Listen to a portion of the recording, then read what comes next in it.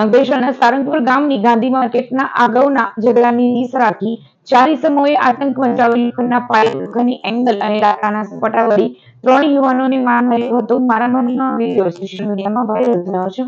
અંકલેશ્વરના સારંગપુર ગામના બાપુનગર ખાતે રહેતા નિસાર અહેમદ અબ્દુલ કલામ ઇન્ડિયા માર્કેટમાં લાકડાનો વેપાર કરે છે.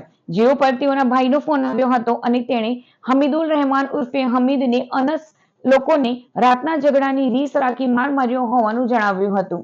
જેથી નિસાર અહેમદ કલામ અનસના ઘરે કહેવા જતા અનસના શાળાએ ઉશ્કેરાઈ જઈને યુવાનને તમાચો મારી દીધો હતો અને વધુ માર મારવાની ધમકી આપી હતી. તે સમયે અનસ નામનો ઈસમ પણ અપશબ્દો ઉચ્ચારી ધમકી આપતો હતો. તે સમયે હમીદ ચૌધરી, મોહમ્મદ ઉસ્માન અને ઇમ્તિયાઝ ચૌધરી વચ્ચે છોડાવવા પડતા અનસ, તેનો સાડો અને સુરતાજ ઇશિયાક નામના ઈસમે લાકડાના પાઇપ, લોખંડની એંગલ અને લાકડાના સપાટા વડે માર માર્યો હતો.